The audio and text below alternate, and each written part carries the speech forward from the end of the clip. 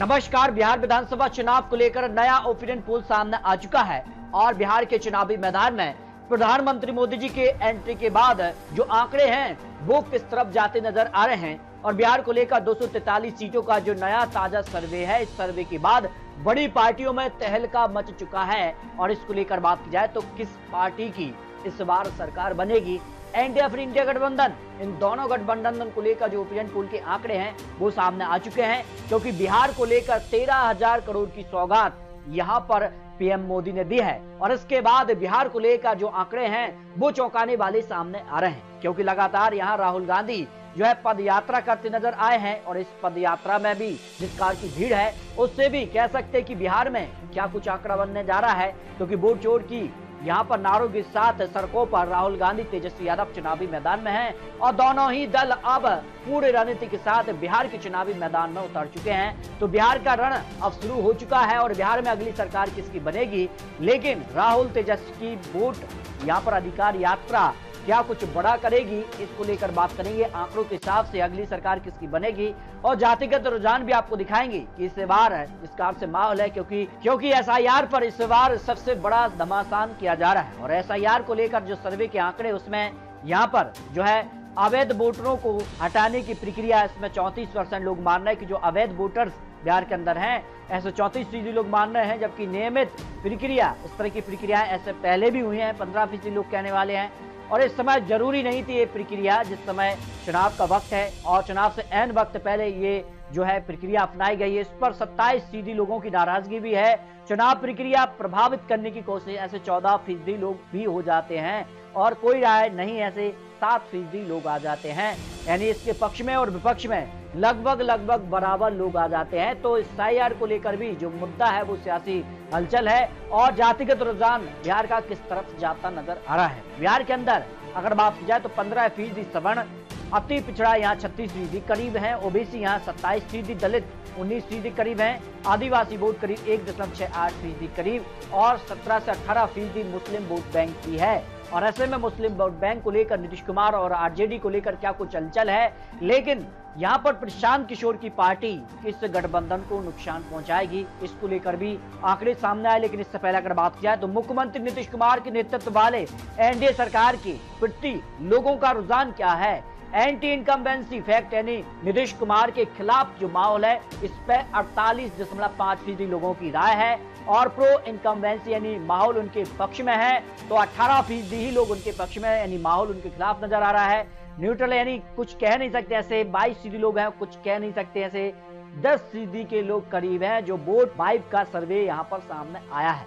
इसके अगर बात करें सीएम पसंदीदा चेहरा बिहार के अंदर इस समय कौन नजर आ रहा है, सबसे लेटेस्ट आंकड़े हैं तेजस्वी यादव 32% लोगों की राय में यहाँ पर सीएम की रेस में आगे चल रहे हैं। नीतीश कुमार यहाँ 25% लोगों की राय में सीएम फेस पर आगे हैं। प्रशांत किशोर यहाँ पर अचानक से आंकड़ा उनका बढ़ रहा है, 12% के करीब आंकड़ा है। चिराग पासवान भी 9%। तो चिराग पासवान क्या यहाँ पर एनडीए के साथ चुनाव लड़ते हैं या फिर जिस कार की खबर की क्या अलग होते हैं, तो मामला यहाँ पर बिगड़ सकता है। किसका खेला खराब करेंगे प्रशांत किशोर की पार्टी, तो एनडीए को 20% नुकसान पहुंचा सकते हैं प्रशांत किशोर, जबकि महागठबंधन को 18% नुकसान पहुंचा सकते हैं। दोनों को ही 35% करीब नुकसान पहुंचा सकते हैं, जो यहाँ पर सी वोटर का सर्वे बिहार को लेकर सामने आ रहा है।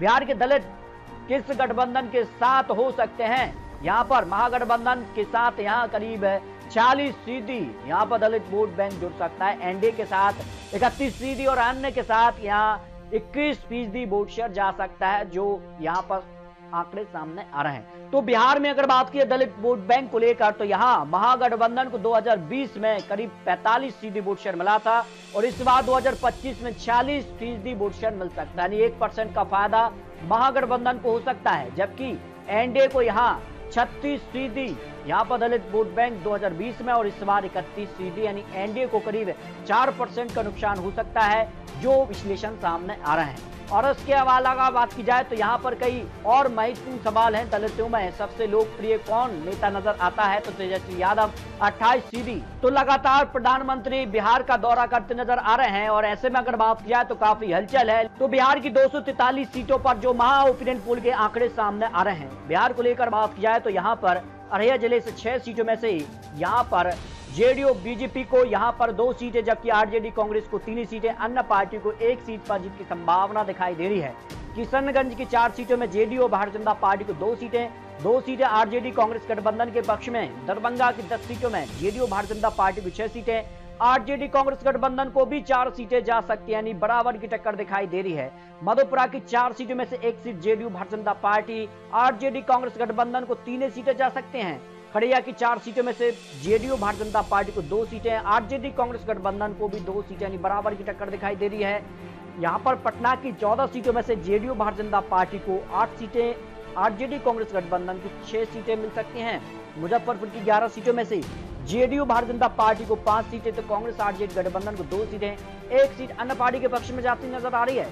शिवन की 8 सीटों में से जेडीयू भारतीय जनता पार्टी को 3 सीटें, आरजेडी कांग्रेस गठबंधन को 5 सीटें मिल सकती हैं। सिवान जिले से अगर बात की जाए तो जिस कार की हलचल रही है, और गोपालगंज की 6 सीटों में से जेडीयू भारतीय जनता पार्टी को 3 सीटें, आरजेडी कांग्रेस गठबंधन को भी 3 सीटें मिल सकती हैं।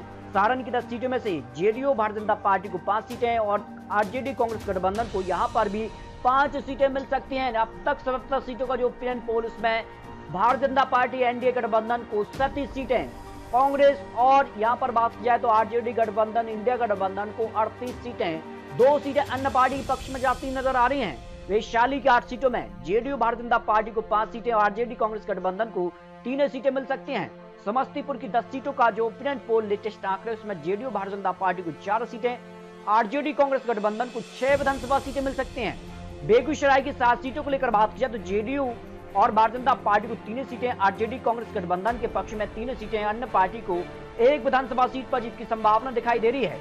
कटिहार की 7 सीटों को लेकर बात की जाए तो जेडीयू भारतीय जनता पार्टी को 3 सीटें, आरजेडी कांग्रेस गठबंधन को 3 सीटें, अन्य पार्टी को 1 विधानसभा सीट पर जीत की संभावना है। शेखपुरा की 2 सीटों में जेडीयू भारतीय जनता पार्टी को 1 सीट, आरजेडी कांग्रेस गठबंधन को 1 विधानसभा सीट पर जीत की संभावना ओपिनियन पोल में नजर आ रही है। मधुबनी की 10 सीटों में जेडीयू भारतीय जनता पार्टी को 5 सीटें, आरजेडी कांग्रेस गठबंधन और अन्य पार्टी को 1 विधानसभा सीट पर जीत की संभावना ओपिनियन पोल में नजर आ रही है। बक्सर की 4 सीटों को लेकर बात की जाए, जेडीयू भारतीय जनता पार्टी को 1 सीट, आरजेडी कांग्रेस गठबंधन को 3 विधानसभा सीटों पर जीत का अनुमान है। भोजपुर की 7 सीटों में जेडीयू भारतीय जनता पार्टी और आरजेडी कांग्रेस गठबंधन को 4 सीटें यहां पर मिलने की संभावना दिखाई दे रही है। नवादा की 5 सीटों में जेडीयू भारतीय जनता पार्टी को 2 सीटें, तो कांग्रेस आरजेडी गठबंधन को भी 3 विधानसभा सीट पर जीत की संभावना है। गया की 10 सीटों में भारतीय जनता पार्टी और जेडीयू को 6 सीटें, तो कांग्रेस आरजेडी गठबंधन को 4 सीटें, जहां हाल ही में भारतीय जनता पार्टी यहां पर प्रधानमंत्री मोदी की जनसभा, नीतीश कुमार की जनसभा यहां पर की गई है। जमुई की 4 सीटों में से जेडीयू भारतीय जनता पार्टी को 1 सीट और आरजेडी कांग्रेस गठबंधन को 3 विधानसभा सीटें मिल सकते हैं। सीतामढ़ी की 8 सीटों को लेकर बात की जाए तो जेडीयू भारतीय जनता पार्टी को 6 सीटें, आरजेडी कांग्रेस गठबंधन को 2 सीटें मिल सकती हैं। औरंगाबाद की 6 सीटों का जो ओपिनियन पोल में यहाँ पर भारतीय जनता पार्टी जेडीयू को 1 सीट, आरजेडी कांग्रेस गठबंधन को 5 विधानसभा सीटों पर जीत की संभावना है। बांका की 5 सीटों को लेकर बात की, जेडीयू भारतीय जनता पार्टी को 3 सीटें, आरजेडी कांग्रेस गठबंधन को 2 विधानसभा सीटों पर जीत की संभावना है। भागलपुर की 7 सीटों को लेकर बात की, जेडीयू भारतीय जनता पार्टी को 4 सीटें, आरजेडी कांग्रेस गठबंधन को 3 विधानसभा सीटों पर जीत की संभावना दिखाई दे रही है। पूर्वी चंपारण की 12 सीटों में से जेडीयू भारतीय जनता पार्टी को 7 सीटें, आरजेडी कांग्रेस गठबंधन को 5 विधानसभा सीटों पर जीत की संभावना है। मुंगेर की 3 सीटों में जेडीयू भारतीय जनता पार्टी को 2 सीटें, आरजेडी कांग्रेस गठबंधन को भी 1 सीट पर जीत की संभावना। कैमूर की 4 सीटों में यहाँ पर 2 सीटों पर जेडीयू तो 2 सीटों पर ही आरजेडी के बीच कड़ी टक्कर दिखाई दे रही है। लखीसराय की 2 सीटों पर, दोनों सीटों पर यहाँ पर एनडीए गठबंधन का पलड़ा भारी है। नालंदा की 7 सीटों में जेडीयू भारतीय जनता पार्टी को 6 सीटें एक तरफा जीत की तरफ दिखाई दे रही है, जबकि आरजेडी कांग्रेस गठबंधन को 1 सीट मिल सकती है। रोहतास की 7 सीटों में से जेडीयू भारतीय जनता पार्टी को 4 सीटें, आरजेडी कांग्रेस गठबंधन को 3 विधानसभा सीटों पर जीत की संभावना है। अरवल की 2 सीटों पर 1 सीट पर JDU Bharatiya Janata party NDA और यहाँ पर इंडिया गठबंधन को भी 1 सीट पर जीत की संभावना दिखाई दे रही है। जहानाबाद की 3 सीटों में से जेडीयू भारतीय जनता पार्टी को 2 सीटें, आरजेडी कांग्रेस गठबंधन को 1 सीट पर जीत की संभावना है। 13 से 4 सीटों पर भी बराबर की टक्कर दिखाई दे रही है। जेडीयू और यहाँ पर आरजेडी के पक्ष में 2-2 सीटें यहाँ पर जाती नजर आ रही है। पश्चिमी चंपारण की अगर बात की जाए तो यहाँ पर 9 सीटों में से जेडीयू भारतीय जनता पार्टी को 3 सीटें हैं, तो आरजेडी कांग्रेस गठबंधन को 6 सीटें मिल सकते हैं। तो इस तरह से बिहार को लेकर लेटेस्ट आंकड़े चौंकाने वाले सामने आ रहे हैं। बिहार को लेकर किसी भी यहाँ पर तरफ जो है पलड़ा झुक सकता है।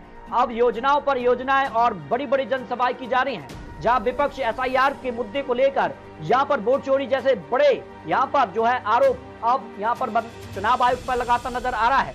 तो भाई भारतीय जनता पार्टी एनडीए की तरफ से सीधे तौर पर इसका काउंटर अटैक अब प्रधानमंत्री मोदी जी करते नजर आ रहे हैं। तो कितना कुछ अंतर बिहार में देखने को मिलने जा रहा है। लेकिन आंकड़ों के हिसाब से जहां नीतीश कुमार होते हैं वहां सरकार बनने के चांसेस सबसे प्रबल होते हैं, जो आंकड़े देखते नजर आ रहे हैं। और ओपिनियन पोल के आंकड़े भी इसी तरफ इशारा करते नजर आ रहे हैं। एक बार फिर एनडीए सरकार बन सकती है। बिहार को लेकर नीतीश कुमार का यहाँ पर महत्वपूर्ण कदम होगा कि वो किस तरह से चुनाव यहाँ पर लड़ते हैं और किस तरह से भारतीय जनता पार्टी बड़ी बड़ी योजनाएं महिलाओं को लेकर, जिसका से प्रधानमंत्री मोदी जी अब चुनावी मैदान में है, इसका कितना फायदा मिलने जा रहा है। जबकि विपक्ष क्या इन मुद्दों के साथ जनता के बीच पहुंचेगी और जनता तक अपनी बात पहुंचा पाएगी, ये काफी महत्वपूर्ण हो जाता है। फिलहाल ये चुनावी आंकड़े, चुनावी अनुमान है। बिहार को लेकर आपको क्या लगता है? क्या इंडिया गठबंधन तेजस्वी यादव यहाँ पर वापसी करने जा रहे हैं या फिर नीतीश कुमार फिर सरकार बनाएंगे? इसको लेकर आप रख सकते हैं। मिलते हैं और लेटेस्ट और महत्वपूर्ण विश्लेषण के साथ। तब तक ले जय हिंद, जय भारत।